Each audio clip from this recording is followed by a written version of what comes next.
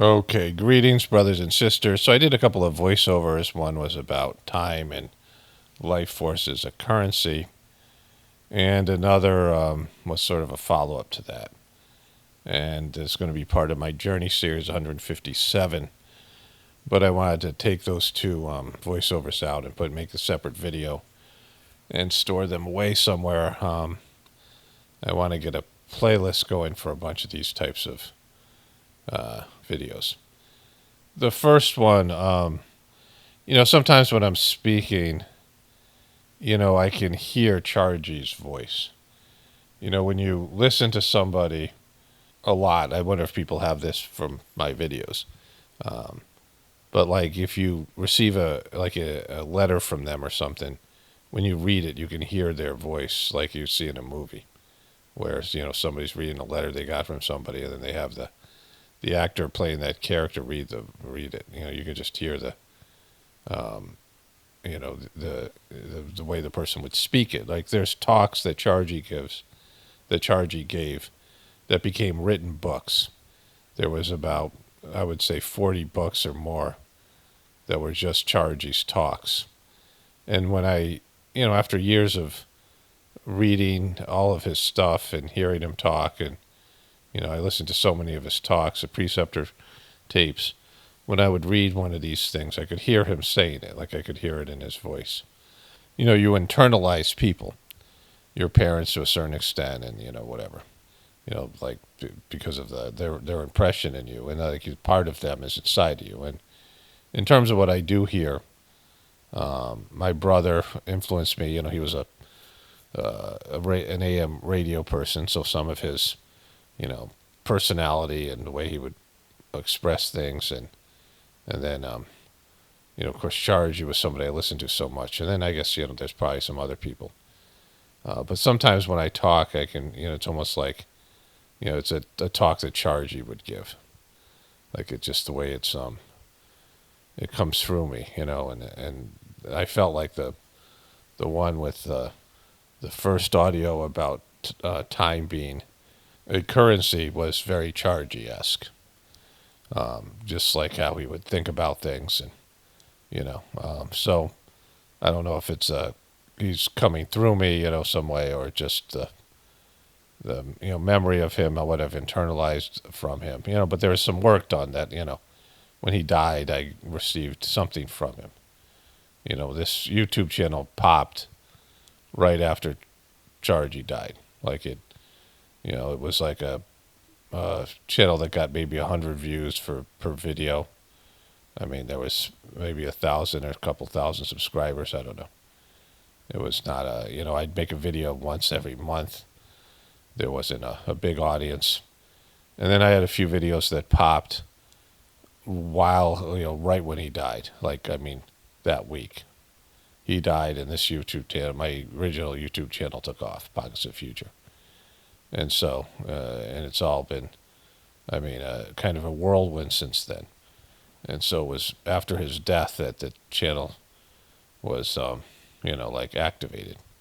And really me, because, I changed and got better at what I do here, my ability to speak publicly, or, whatever this is. This isn't public speaking, but express myself in this format. My ability to talk to people and communicate. I just wasn't somebody, when I talked to people, they understood me.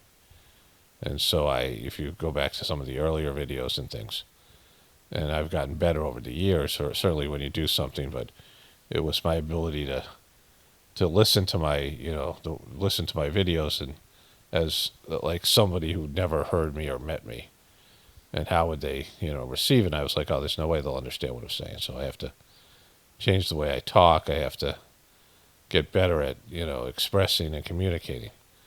And so that all happened right after Chargy died. And so, there was a whole thing there. And so, I have something like I got from him. And I came back to the ashram right after he died, because we went to Hyderabad.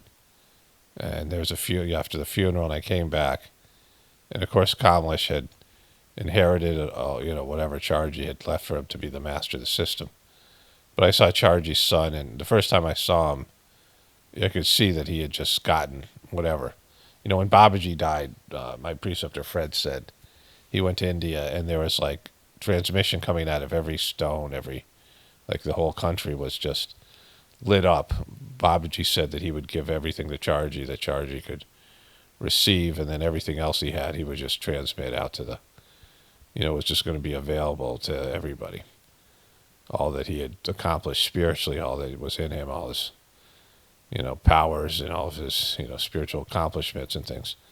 It was just released from his body after he died and was just saturating the planet and, particularly India. And there's a few people, there's a guy who was around Charji, I forget the guy's name. He was around him quite a bit. Charji had sent him out to make sure there's a smooth transition for Kamlesh. And there shouldn't be, people leaving the mission or, having any infighting. And this guy went around, for a couple of weeks before Charji died, all around India to these ashrams and talked to everybody saying, there needs to be, Charji wants this. And, turned out shitty anyway, because Kamlesh sucked, but, that's what's happened. But there's these 3 people I saw that had received from Charji. Like, maybe there's others I didn't see, but there were people that I was like, oh, wow, there's Charji had, given them all that he could, right? They'd received some sort of gifts from him. His son, this one guy in Kamlesh. And there might have been other people, that I didn't see everybody. But those people stood out to me.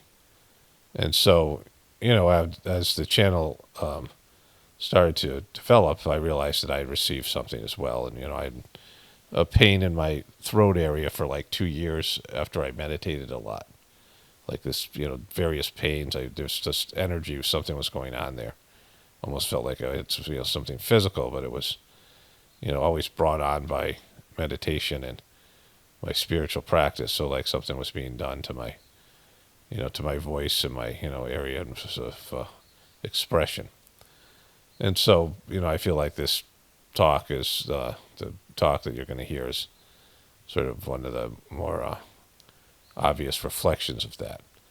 The other thing is, let me switch over to the Dodgy Truther sent me this. Now, I am so far from being connected to Heartfulness, so I didn't see Heartfulness for like whatever it was. Like something I showed people, like the Dodgy Truther sends me stuff, and that's about it. It's my only connection to it, unless a viewer sends me something.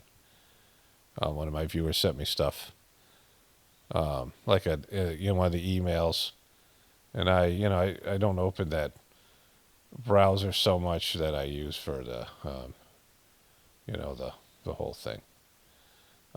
That has all my, it's the one, there's a talk there. All these, I'm looking at it right now, but these Sajmarg, emails. So occasionally I open that browser and maybe I open the emails. Like I don't feel like doing it right now, but they're building up, but I don't get so many emails there anymore. So anyways, I haven't seen the Heartfulness YouTube channel, haven't seen Dodgy, haven't seen any of these things. But the Dodgy Truther sent me this thing here, and it's so, I guess the gay would be like the way it used to be used when I was a kid. Heartfulness, yoga, wellness, join the Bandara as we embark on a transformative yoga journey, aligning mind, body, and spirit. And it's just like, this is the ashram there, the meditation hall. But, it's the way that they're celebrating, right? And this is yoga and wellness. So this is their yoga and wellness, physical stuff. Where at gatherings, most of us got sick or felt under the weather. It wasn't like physical health was associated with Bandaras. Bandara was these 4 masters' birthdays. Bandaras were special because they were the birthdays of the masters, which were supposed to be acknowledged and, I want to say, celebrated. Like it wasn't a holiday. It was a spiritual opportunity. The transmission would flow better. And, all of it. Like, I've talked about it so much. And so, this poster is just the opposite of that. Just fucking, just Totally not that. It's just not a good. I mean, just makes everything so stupid. Like it's just weak and stupid and just wrong and incompetent. I mean, they're just everything about what they're doing is the opposite of what Sajmarg was supposed to be about. I mean, they've taken the opposite path. Sajmarg is a deep, profound, and I mean, it's not for dum dums. It's not for superficial people. It's not for pop culture. It's like ancient and I mean, there's a sort of reverence and things to it. And Dodgy used to be like used to talk about elders. He used to say respected elders and traditional Indian things and all this stuff. But like he's just gone. I don't know how much he's even in charge of. Like he's probably delegated all these things to these dopes that he surrounded himself with, the worst people. Mr. S and these other people who are clueless. Like Mr. S had the worst videos. He put up personal videos up on YouTube and Facebook, and they were just, my wife and I used to watch and laugh at them. Like they were, I mean, I wanted to show these things on my channel. They were so bad. Like it's the stuff that they're like just, mockable and so, just also politically incorrect and clueless. There's a cluelessness to the heartfulness, that's just there. And I'm just, I'm thankful I don't think about it at all. Like I just don't look at things and, I'm just not attending to it because it's, not a part of my life. It's disappeared. Dodgy's birthday's coming up. I don't know if I'll even look at that. There's no real reason for me to do that. I've covered the Chargy gatherings because of him saying, he was going to cancel them, but that just hasn't happened. And, of course it's, whatever. But like I don't need to know anymore. And the people who are doing the system, they should know already. Like I've done my part. Like but they don't need me to know that Dodgy sucks, that Dodgy isn't falling through. I mean, if they've read any of the books, or they just listen. I mean, the Brighter Mind scam, and they see through that. Like I'm sure most of them have their doubts about a bunch of shit that he's doing, and they see that he's thrown Chargy under the bus. That he's discharged, he disrespected him in a way that's, So, anyways, just thought I'd throw these things out here before I get to these two audios, and here they are. So here's a list of empires, and then followed by a list of kingdoms. And I don't know what other words I could use. And these are just a fraction of what people know. This is only 5,000 years of history, and really less than that. And these are the various empires and kingdoms around the world that no longer exist or have collapsed. Everything collapses. And so knowing that there'll be a time when this empire, the English Empire or the European Empire, this modern day empire that has become the American Empire, will collapse. And what does that mean? Like what'll be life after the collapse of the empire?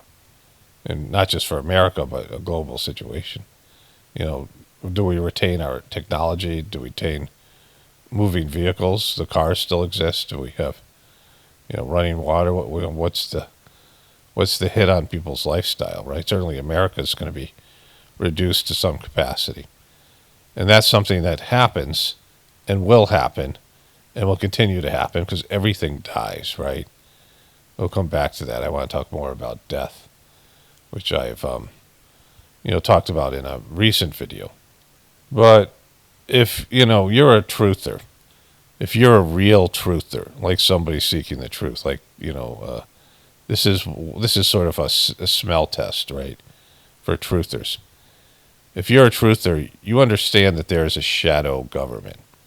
And I want to make a video called The Shadow Government. This is kind of a profound stuff. Some of it I think I've talked about, but some of it is new. It just came to me last night in a meditation. So if there's a shadow government, people who have power in the shadows that don't want to be known, right? Like there's people who so, don't value the humanity in other people. They don't want to be famous. They don't want to be famous. Like, do you want to be famous to a bunch of ants? Like if you looked at people like they were ants or like, cows, like livestock or something. Would you want to be famous to those people, right? Would you want their adoration and attention and fame, or would you just want to use them as a resource, like a livestock, right? So the people who run the planet, they don't want to be presidents and CEOs and people that you see. And if they are those people, they still want to minimize their fame, right? Like Trump, if he was so rich and all these things, he was on Lifestyles of the Rich and Famous, and he was on The Apprentice, and he was on multiple talk shows. He was on all these various, the things that he put himself out there. He's in he wanted to be a part of the Home Alone movie in New York, the second Home Alone movie. Like he lobbied to be in that movie. He pushed for fame and everyone look at me, I'm really rich, right? The really, really rich people, they don't want any of that shit. Like they don't value the opinion of the what do they call them? The muggles, right? The Harry Potter thing. They live a completely separate life where, even in terms of the royal families and things like this. The royal family in England, sure, but all the other, these other, institutions and families, the Rothschilds and the banks and all these things. The royal family is a front for a multi-billion dollar empire and business that's run by a bunch of people, what they call the firm, all of these things, like the people in the shadows. So if you're a truther, you believe in a shadow government. People who don't want to be known, that won't want the masses to know about them, but they're pulling the strings from the shadows, right? And so, the idea of a deep state, all these things, it's primitive idea of a shadow government. And really, we don't know who these people are. People throw out names like Rockefeller and Rothschilds and these things, but we don't even know who these people are. Like, they're so secretive, and we don't know what kind of, cabal or what kind of, institutions they have and get-togethers and gatherings. There's Bilderberg, and there's these things that we know about, right? But we don't even know, like, the true nature of their interactions and how they manage things, because it's not just one group of people, one family. It's a whole bunch of, whatever, of these people that are part of a club. And they have to administer and run humanity in whatever direction they're doing for their personal benefit, right? And so, do you think these people would let Joe Biden wreck America? And what Trump is saying? Like Trump says, that if Kamala Harris gets elected, she's going to run the country to the ground. Trump himself said, what kind of way is this to run the country, when he got ousted? Like, he thought he was going to win that election, clearly. He's bought into the illusion. This is when they put people undercover. You see this with movies about this, but it happens in real life, where they put people in undercover, and people will, engage in. There was a guy who was like an FBI agent, and he tried to, infiltrate some sort of, like militia type people, whatever it is, and he married a woman and had like kids, and he was undercover. He's marrying, one of the women who were in the gang or whatever he was doing, the criminal element. Like, they just lose it. They start living those lives, right? It only takes about a week, the Stockholm Syndrome. And so you start buying into your role. You forget you're acting. You forget you're living a double life, right? And so, Trump clearly believes in all of it. Like, he's bought into this role. And I don't even know how much they're telling him, because he's such a dope. He's just such a clown. So, but if you believe that there are people pulling the strings, that's what real truthers believe, that there's a shadow government. That's, Truther 101. Even Alex Jones and those people, shadow government, right? And so if there are people pulling the strings from the shadows, then if they don't want America to collapse, they wouldn't want America to collapse. They would, they wouldn't let it collapse, right? But if things are being done to collapse America, it's because they're making it happen. And if they're making it happen, there's no stopping them, because you don't have any real power. Some, dopes at Walmart are going to vote for Trump and stop this from happening. No, it's not. Like, the commercials and the way, the idiocracy that's set in, and the dumbing down of all of this stuff. My wife sent me a close-up video of Gwen Walsh, and I talked about her crazy eyes, and you can really see it in the close-up video, and I'll cover that in my next video. she's just batshit crazy. Like they all are, and they're all, they're not functional people, and they're pandering to the stupidest people. They're not going after smart people votes, right? Smart people might feel like, they're obliged to vote, and so they'll pick one or the other, but they're pandering to the dumbest level of people. And then, does that even matter? Like, does that, they got those machines that can be hacked and all the rest of it. So is it, the elections are not really even legitimate. And even if they are, there's people who run the government because there's a shadow fucking government. And so if the collapse of our system is being talked about, and we now see that it's, potentially going to happen, then they must be making that happen, right? They must know that this has to happen. They've accepted this has to happen. They don't have any allegiance to America. They use people and they use countries for whatever, to keep the system and going, to keep their power, their reign of terror going, right? Like their empire going. And so it's going to collapse inevitably. I mean, it's built to collapse. It's a debt-based economic system.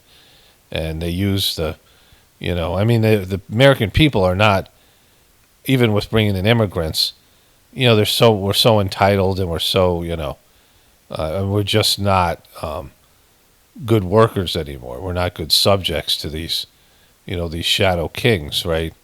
And so they'll just go with somebody else. They'll go with people who are hungrier, who are more desperate, right? Who are willing to do work, or robots. Like I said this before, like when robots can, most of the population could be reduced, and they could just have robots do all the, they can have millions of people, not even billions, less than, 500 million people, whatever it is, right? And the Georgia Guidestones or whatever that is, I don't know how legitimate that is either, but, they can reduce the population by billions of people and just have robots do all the things they need to be done. And, there'll be minimal use and need for other people, right? And the planet will, won't suffer as much pollution, and they won't need as much energy. They won't have to gather as much food, and they still have a slave population that is, doesn't question their, whatever, right? So robots, the existence of robots will bring down humanity, because robots are already replacing humanity, just like AI is replacing humanity. Think about if there was just exclusive areas, coastal areas, and places where rich people want to live, like the best places by the ocean, these coastal areas. And the rest was just nature. The planet, is taking care of itself. Just vast amount of natural areas, undeveloped areas where trees and forests could regrow, and, less use of oil, less use of natural gas, and all the things that are harming the planet. And they could just, reduce the population to the people that they thought were worth, keeping, and then get rid of everybody else and have robots. And you would have the planet could heal itself, and all these issues. The overpopulation is a real thing, and they know about it. And so, at some point, they're going to make a plan, or they're going to execute a plan that's been in the making for years to get rid of vast amount of population. So you just got to have to look at that as a realistic possibility.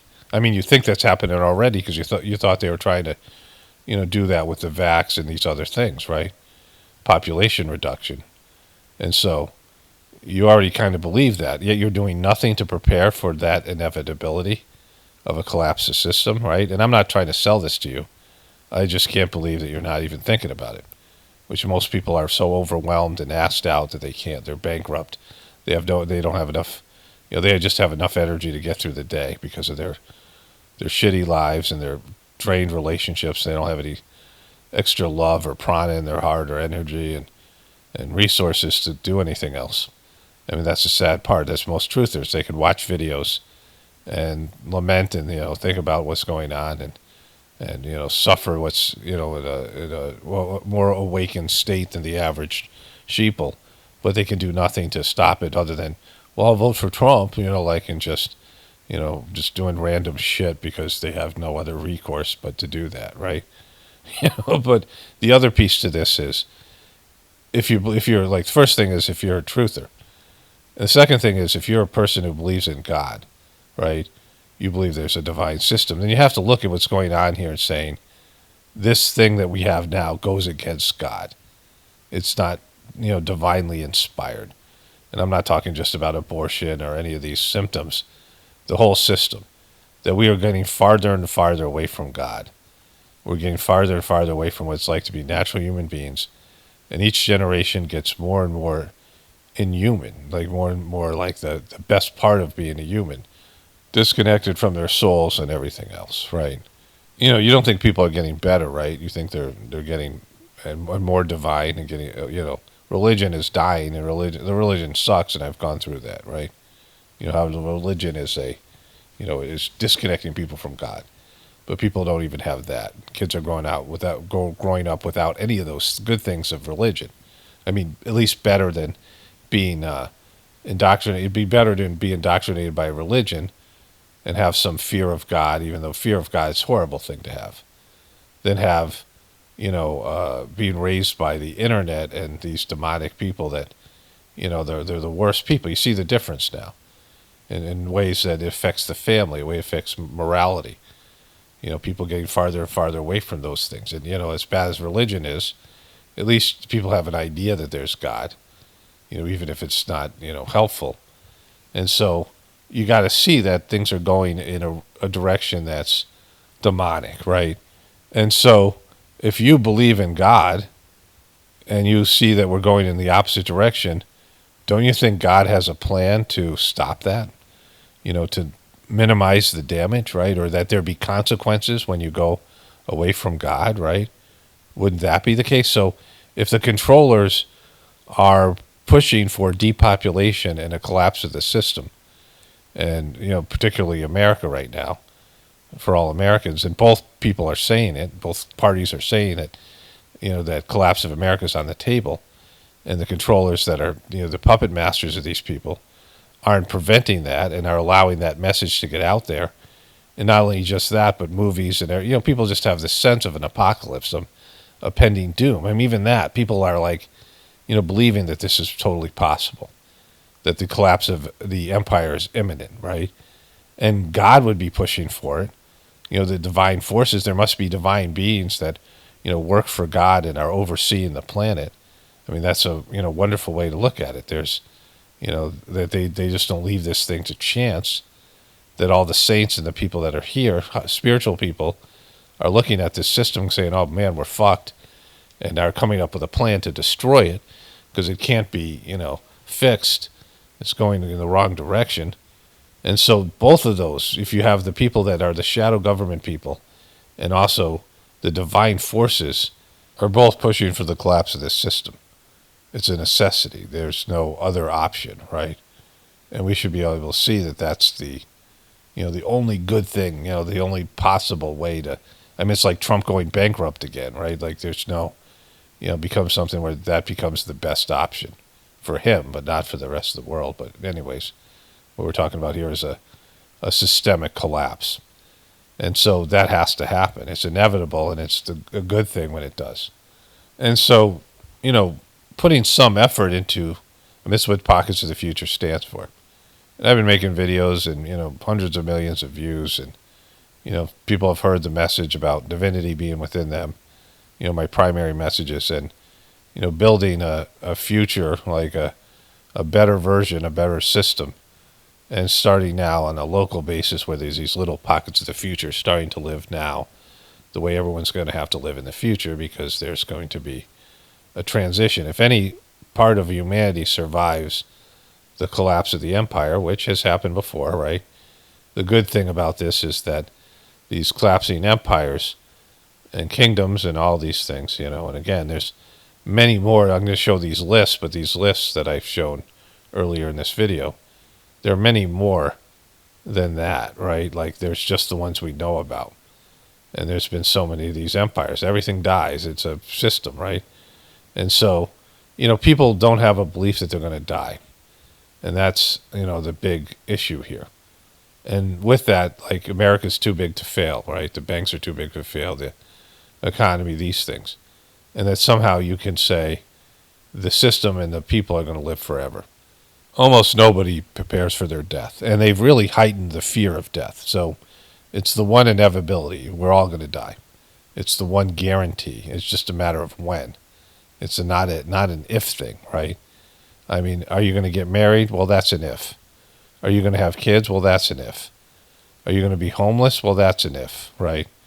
Are you going to have cancer? Well, that's an if, right? Are you going to be healthy? Well, for some period of time, that's an if, right? I mean, anything that you think about that people have, are you going to eat tomorrow? Well, that's an if. You know, there's so many ifs out there. But the one thing that isn't an if is death. Like, that's a when. That's not an if. There's no if about it. There's no living forever. You know, you can live for 200,000 years, 1,000,000 years, but it's still a when. You know, the when is, you know, usually, I mean, lately, in the past whatever amount of years, the when is, you know, 120 years. Somewhere between the day you're born and 120 years from now.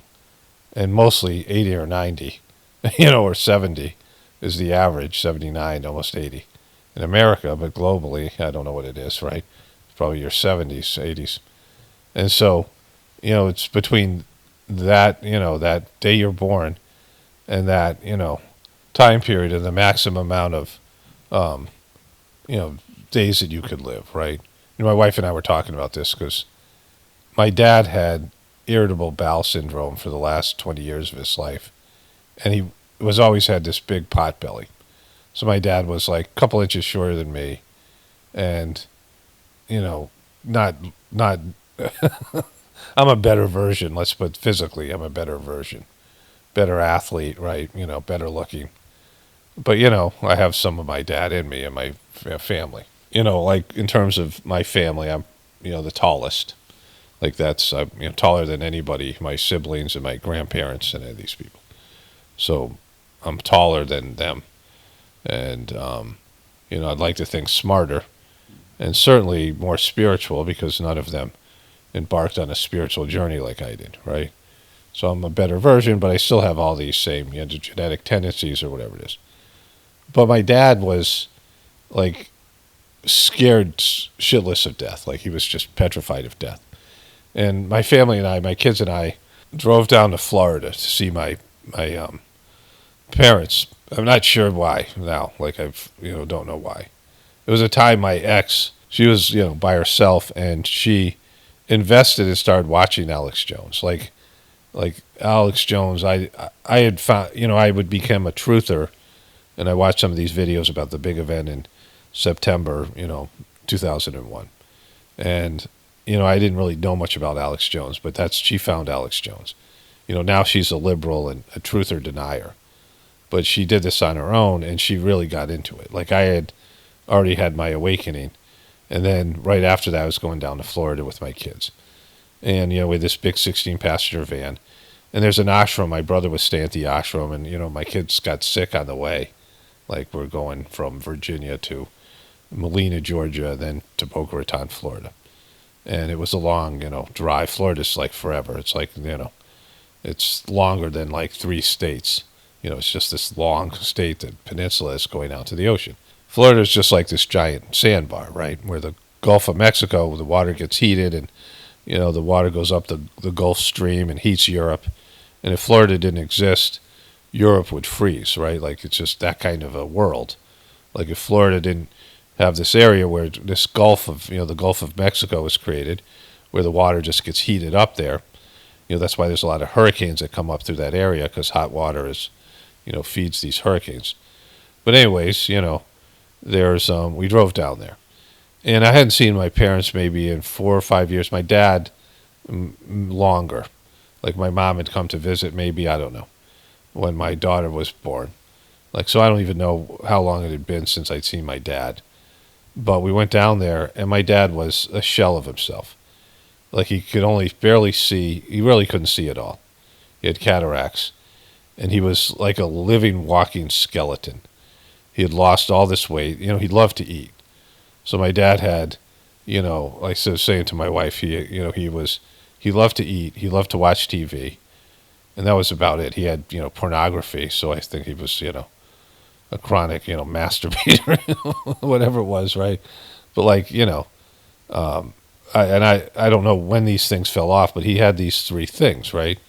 Like that's all he did.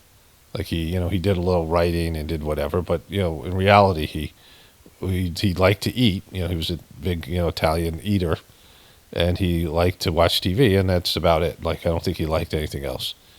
And he didn't really have any friends, and nobody really liked the kids. None of us liked him or would go to him for advice because he was a loser, and he was petrified of death, and I could see it. And they had this woman come in and bathe him, like some nurse, and they were in Boca Raton, Florida, and it was 80 degrees out, and they turned the heat up in the house so it was 90 degrees, and they did it all night. The heat was set on 90 in the night, right? When they had two bedrooms, and my dad was in one, my mom was in the other. My dad could no longer bathe himself; he could barely eat, and I'm like, how the fuck is he alive? Like, just die already, right? Why are you doing this?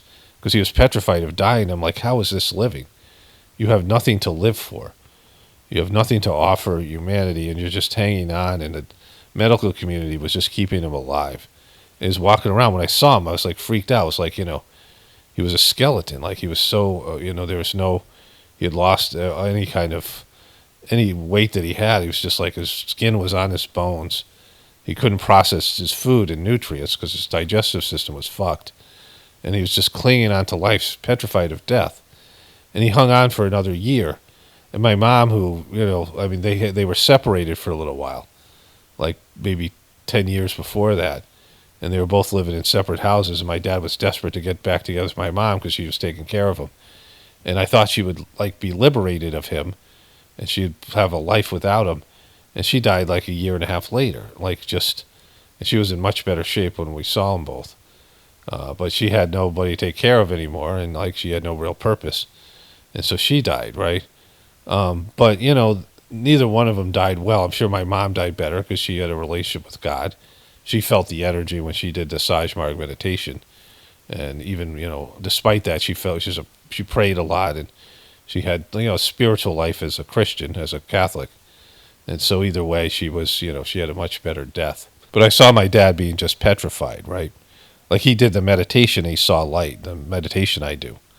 And he got scared and never did it again. And I'm like, you're supposed to meditate on divine light. Like I never saw light. And when you saw it and you didn't, walk into the light, Ralph, walk into the light, or Ralph, I was talking about Ralph in the beginning, but, he died petrified of death. And, my wife has a situation now, a relative who has terminal cancer. We're talking about that. Similar, someone who's just petrified of death and, all of these things. Now, I'm not advocating being a daredevil and doing bungee jumping and hang gliding and, parachuting and being one of these risk people, right? And those people are almost more scared of death, right? These thrill seekers, but they're looking for a thrill. I'm not talking about that. And I'm not talking about suicide or just giving up, but embracing the idea that you're going to die. Our culture has made us petrified of death, and you just don't think about it. There's this happily ever after thing that happens, but, it also makes us petrified of the problems and the difficulties that we go through in our life, right? So these are the things that we've been, taught, and the things that we, believe are, avoidable, right? And this being petrified of death, or, not even thinking about it as being inevitable. Most people think they're going to live forever, and then they get old and they're like, what the fuck, right? And it just, creeps up on you really quickly. The older you get, the faster time flies by you. It just does. It's amazing how fast time flies for me now. It's a weird phenomenon because I think about something that happened a year ago, and I'm like, wow, that seems like 10 years ago. But moving forward from that year, the days just fly by. And so, it seems like time was so slow when I was a kid. It just moves faster, right? And so if you look at your time as a currency, your time is what really is valuable. It's not, it's the real currency, right? It's the amount of time that you have before you die in this life. And it's a currency that you throw away, when you're young. You just flitter it away, whatever bad choices you make, whatever crappy foods you eat, whatever lifestyle choices you make, whatever bad relationship choices you make. And the other currency is your life's energy, right? The energy you have in your life.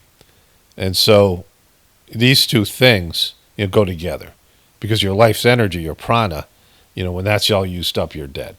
This love energy that you have, right, on a soul level. And so when that's used up, and your time ends. And so these two currencies, the energy that you have, because you could have time left, but your life energy is just gone. You see people all the time, and they're just bankrupt and they're incapable. They've just, they're like, wet noodles. They don't have anything. They don't have a will force. They don't have a life force. They're barely functioning. Go look at people in an insane asylum or homeless people, right? They've just given up. They have nothing. So they have time left, but no life force, right? So these are your currencies. And people think of all these other things as their currencies, and those are your currencies of your life. What you have of value, what you have to spend on things, right? It's like, in a video game, like you spend your life force on certain things, right? You buy certain things, wherever how the video game is structured.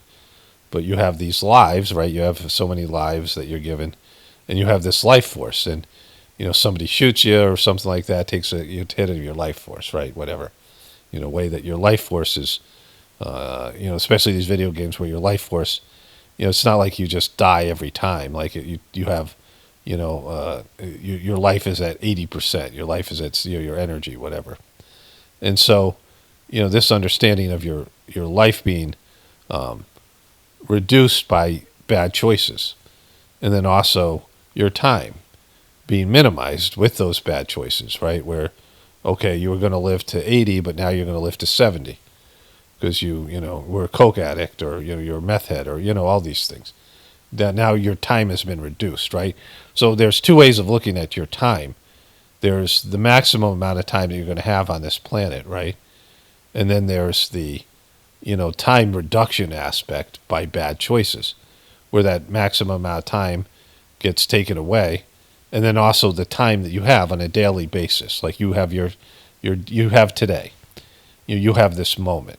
What are you going to do in this moment? Like of a value to you. Like if you're not figuring out what your soul wants you to do, you're not getting to your true purpose here, then you're just going to make bad choices.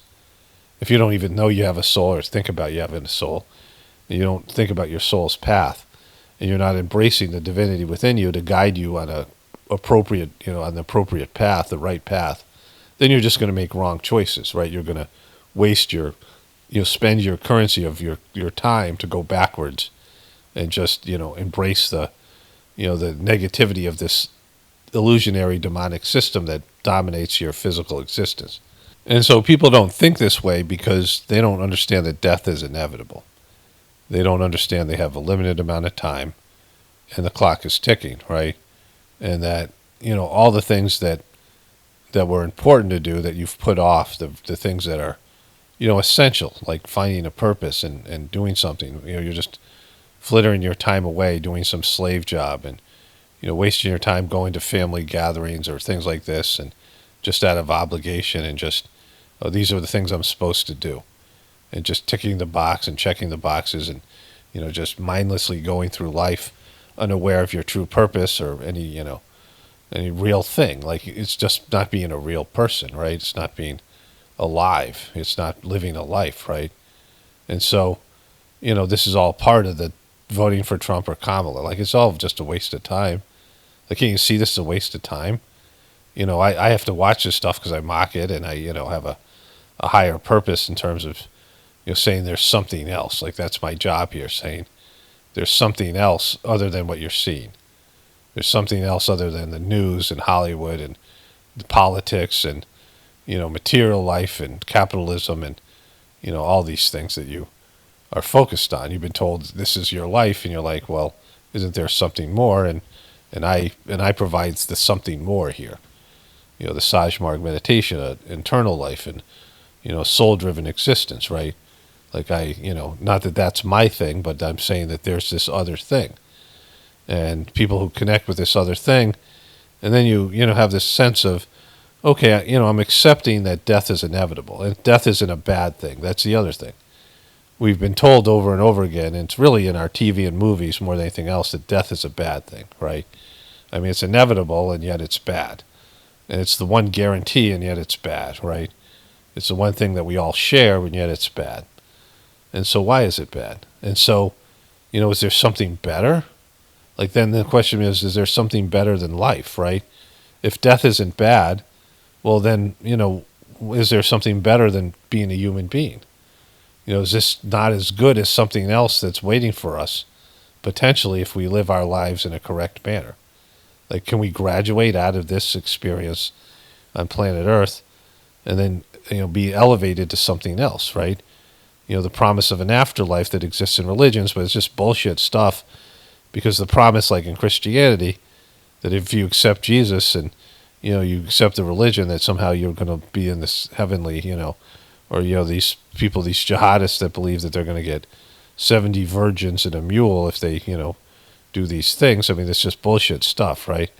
Like, really connecting now to the divinity within you. And then you're connecting to, I've told that story that Master Chargy, the third master of the system, used to tell the story about there is this kingdom. And you could be king for a year, because they had all these kings that would wreck the country. And so they would have someone be king for a year. And that king would just indulge. And then after the year was up, they would be taken and banished from the kingdom. And so one person was, like a smart guy, was made king, and he didn't indulge at all. He spent all his time building a kingdom on the other side. They would take the king to a river and sail him across the river, put him across the river in a boat and let him go and say, you can't come back to the kingdom. But he spent all his time, a year, building another kingdom on the other side of the river. And then he went to they put him in a boat and put him across the river. And he went in and said, I'm the king of this new kingdom, right? It's a metaphor for death, right? It's, spending your time partying, spending your time indulging in your material, pleasures and sensory stimulation, as opposed to building this other kingdom on a spiritual level, so that when you die, you go across to that, right? And so this is using your time correctly. But if if you're a kind of person who thought about death, regularly, in not a bad way or good way, a neutral way, you're not looking forward to it, you're not embracing it, you're not saying, oh, I can't wait for I can't wait, because people get to that state where they can't wait to die, right? They've been so crushed by their life that they can't wait to die.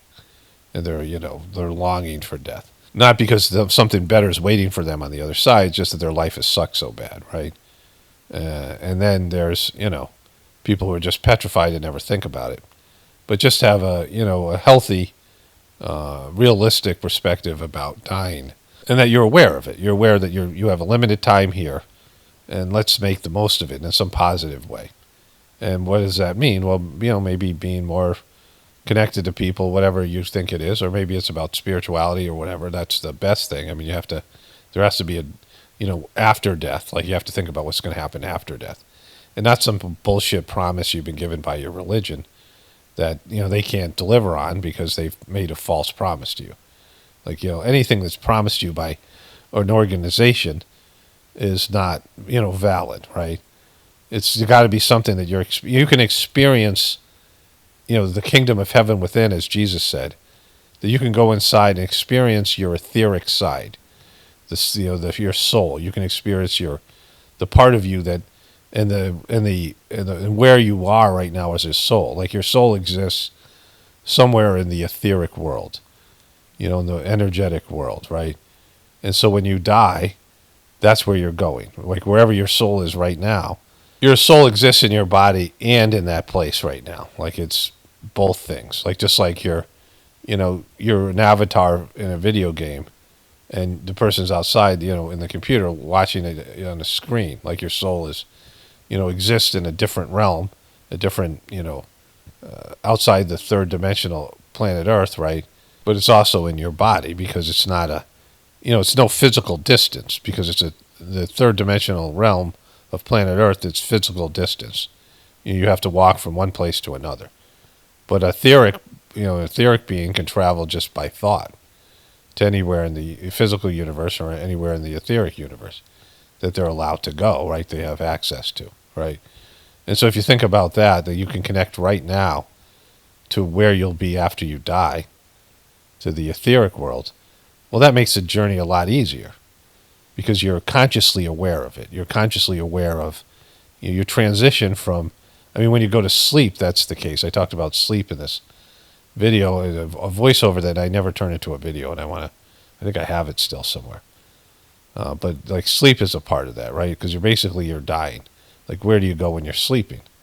You're not in your physical body. Like, you have to be pulled in, you get woken up by your alarm clock or somebody wakes you up or whatever. And your consciousness has to be pulled back into your soul, has to be like pulled back into your body, and you have to open your eyes. And, and during that period of time, you don't know what the fuck just happened, right? Like, you can wake up and someone's painted a mustache on your face, right? You don't know, like, you're dead to the world. That's what the people say. Things are going on in the world. You wake up and there's events, and you went to bed, it was dark, and you wake up, it's the sun's come up, and you're completely unaware of what's happened.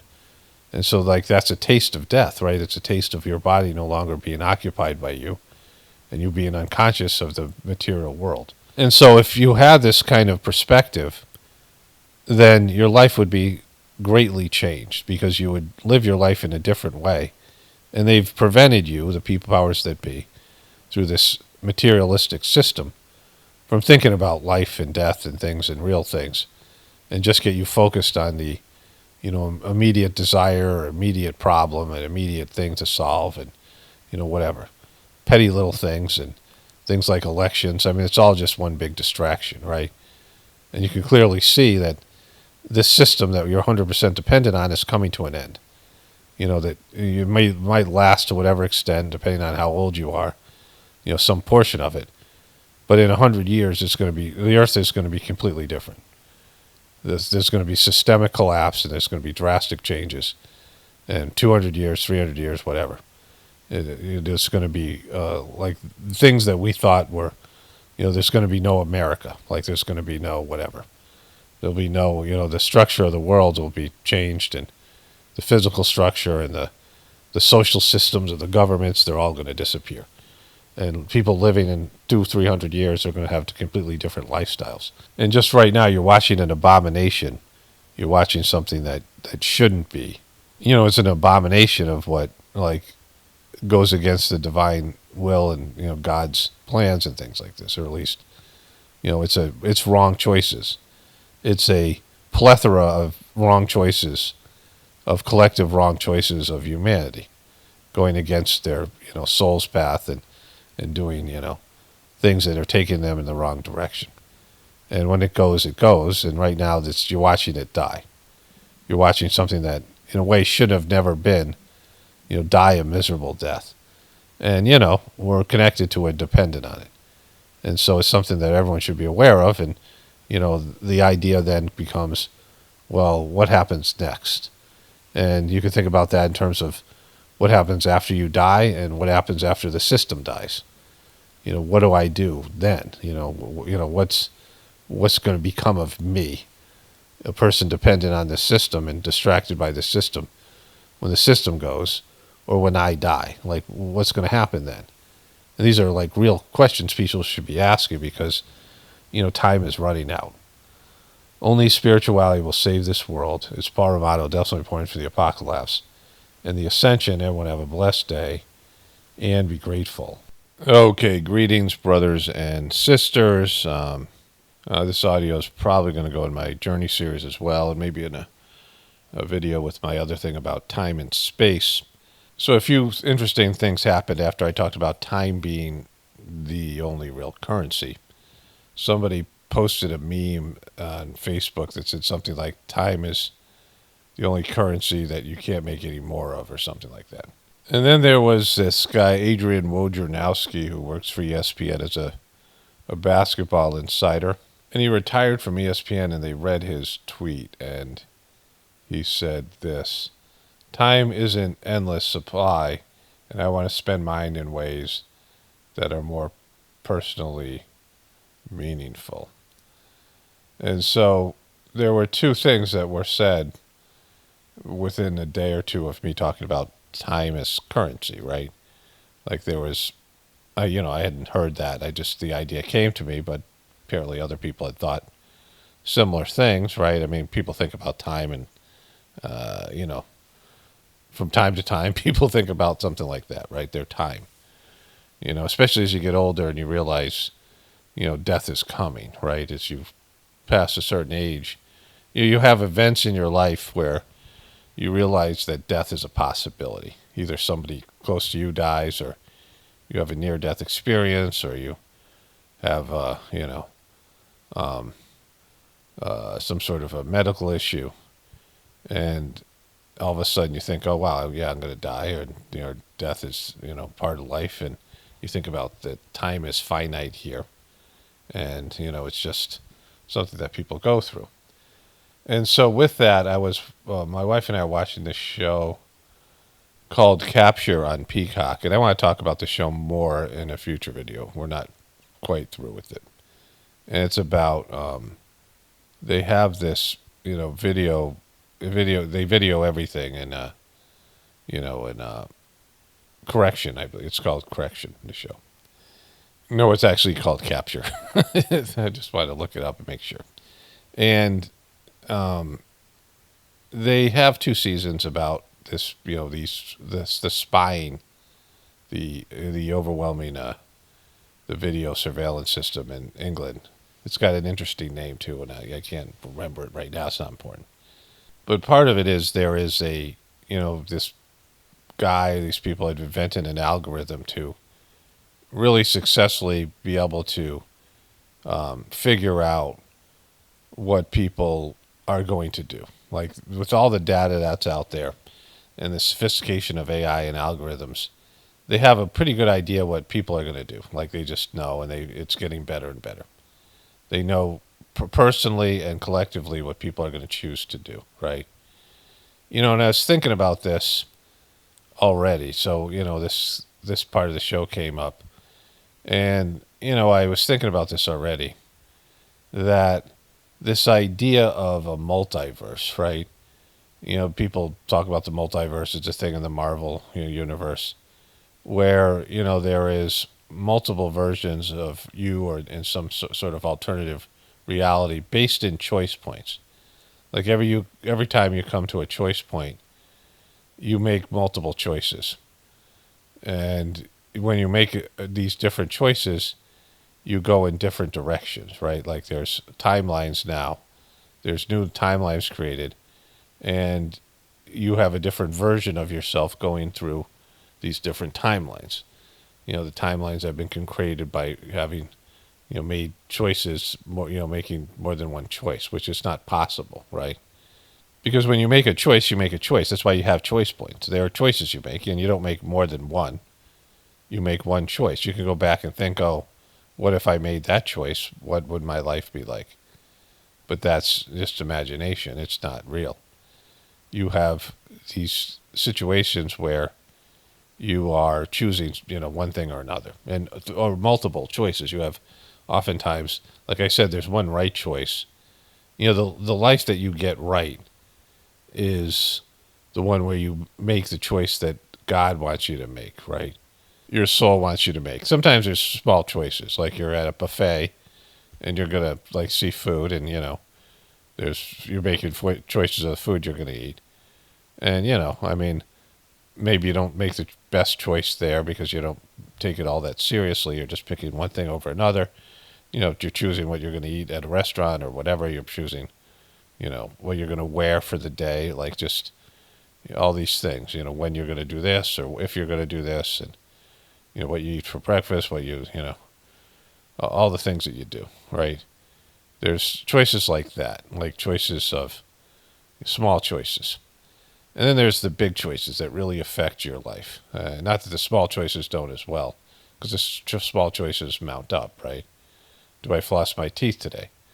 Something like that, right? That leads to, maybe some kind of dental issue that leads to maybe some sort of medical issue, down the road, especially when there's, the choices mount up. But there's the small choices you make, and then there's big choices you make, right? And the big choices have more of an effect on your, the choices that you make, that, who you're going to marry, what you're going to do for a career, these things, that lifestyle, where you're going to live, do I live in a city or do I live in a country, and these things.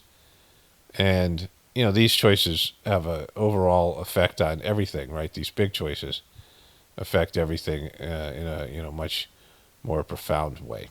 And in the Sajmark system, the teachings that are there is that these choices are really kind of not choices. Like if, and this is now backed up by the fact that they can predict what you're going to do. They could feed all of your data, all of your, choices you make on the internet, everything that they know about you. They collect all your data, all the spying stuff they do. They could collect all the, recorded conversations they record, because they're obviously doing that. Many of us have experienced this, where you're talking about something, like my wife and I go for a walk, and the only thing that we have is my phone. My phone is on me, and I come in, and something we talked about is recommended on Facebook. Like, how is that possible? Within minutes, right?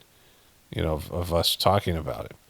And so many people said, yeah, they've had the exact same experiences. So you think about all the data they collect, and they run it through these, very developed, sophisticated algorithms and, AI bots, and they know what you're going to do. And if they know what you're going to do, then there is no real choice, right? Like, your choices are predictable. They're systematic.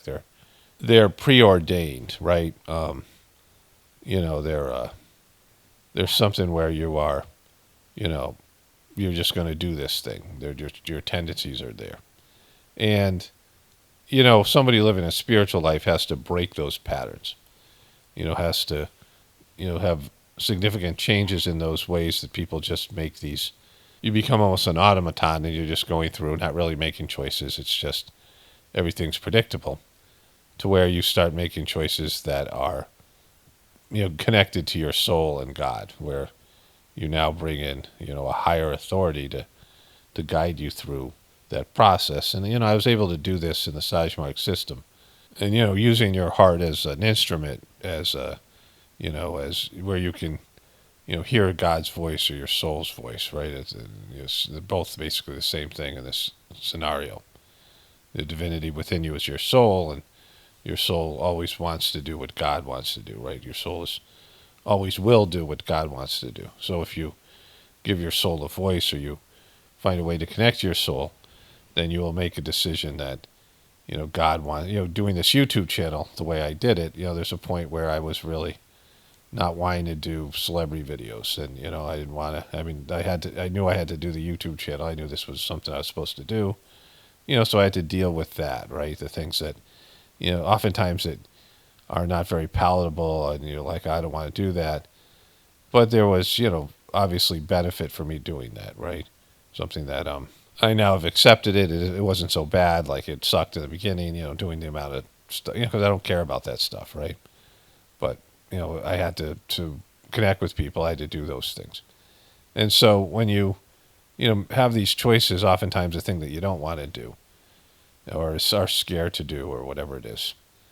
And, not like, something like in a daredevil way of being scared, but something that's uncertain and foreign, and, puts you in a situation where you have to work harder, and, it's not the easy way. It's not the easy choice. God's choice is often not the easy choice, right?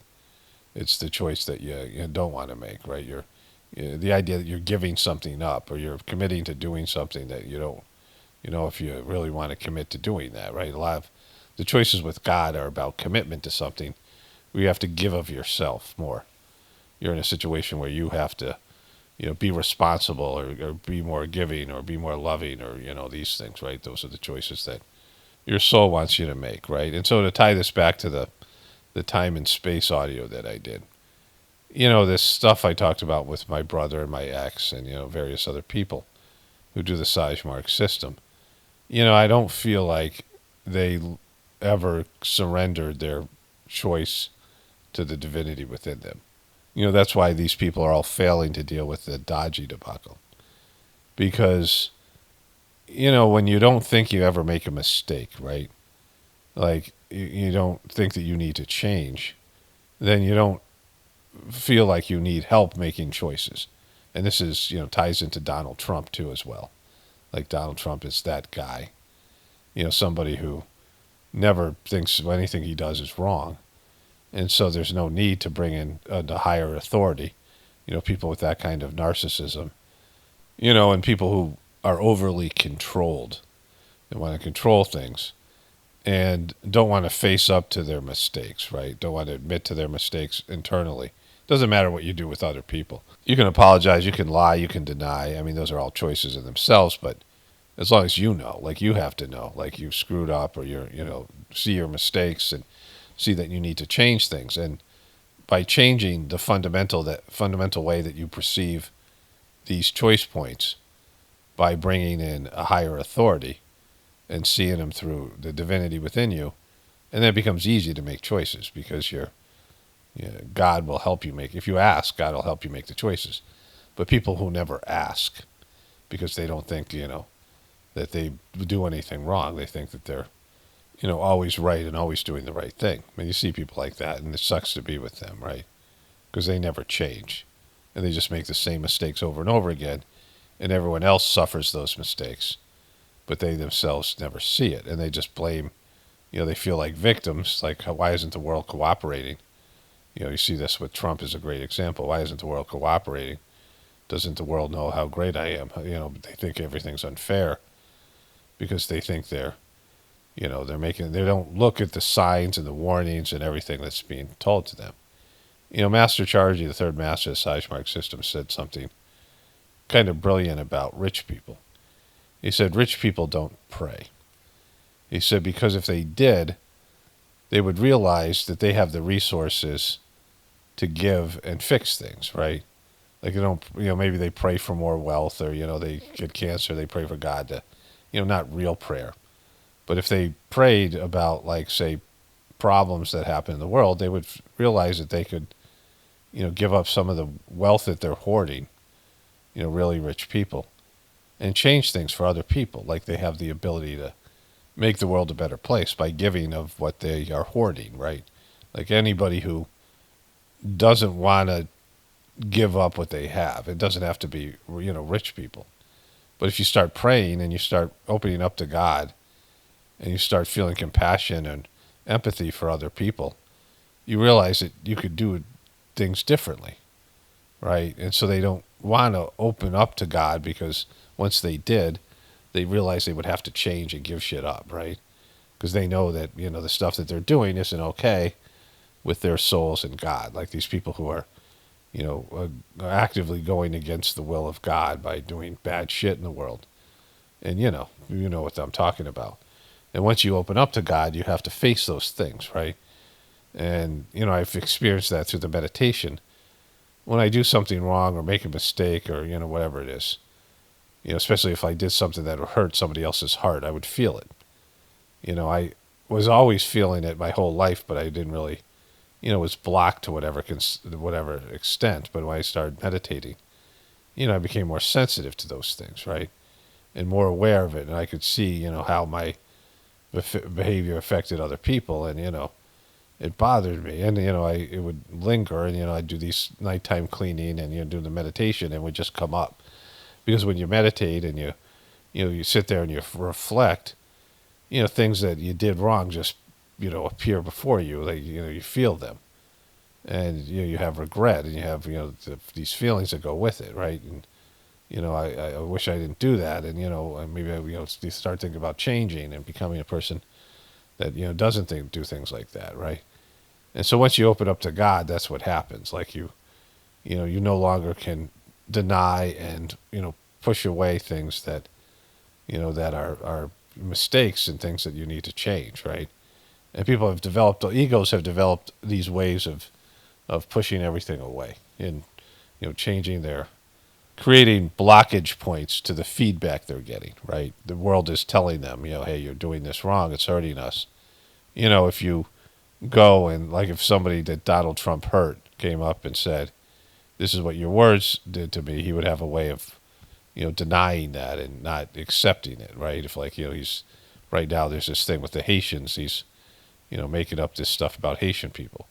And let's say somebody did a hate crime against them because they were inspired by Trump's, rhetoric, right? I mean, you could say the same thing about the Democrats and their, their lies and their, whatever it is. And the person that got hurt came up and confronted them, right? Like when I worked as a counselor with teenage sex offenders, so they're part of the Pathways program was victim reunification. And if there was like a sibling and, somebody in the house that the person had victimized, they had to have these meetings and take full responsibility and, blame for whatever had happened. And they had to listen to the person, usually like a younger sibling or somebody, tell them how that it affected them, right? And, how their behavior affected them. And, if the person's open to it, they feel like shit, right? It's really hard for them to do that because they're sex offenders already feel a great deal of shame, like they're the lowest of the low, right? In prison, they're the worst, right? Amongst criminals, they're the worst, and they, feel like crap about what they've done. Plus, they've often been victims themselves as kids, so they're perpetrating, like an abusive cycle and whatever. But to have they do this now with prisoners as well, that they have to meet the victims of the crime and hear what they did, how they affected them, right? And people who are incapable of receiving that and hearing that, right?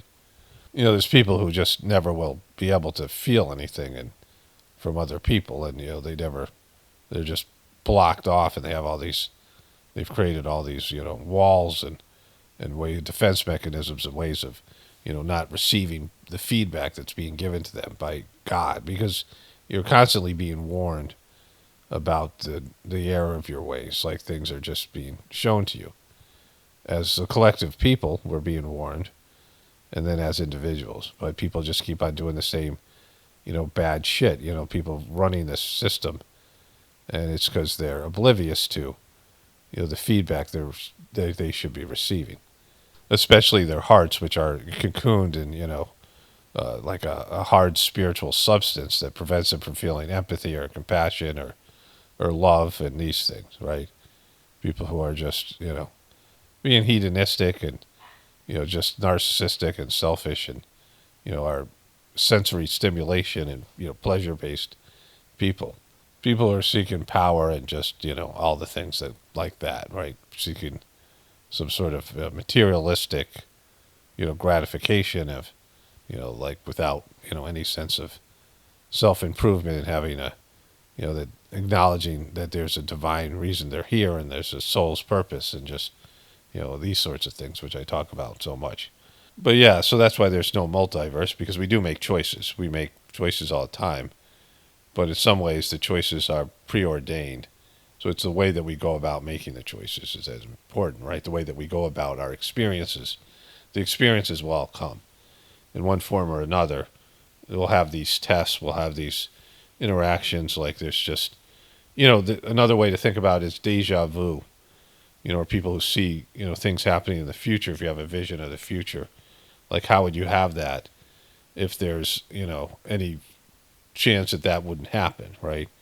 Like a deja vu moment is something where, this moment was going to happen and you have an experience of that, like a premonition of a, like, oh yeah, I knew this was coming, right?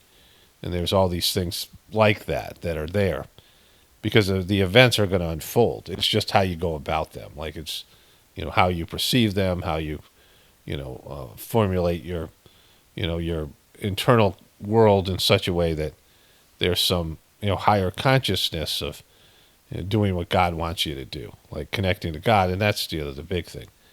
Like people don't want God as a part of their life because they don't want to make choices that God would want them to make, right? Your ego finds a way to exclude God from the choice process because your ego wants to make choices that God would never make. But anyways, let's move on here.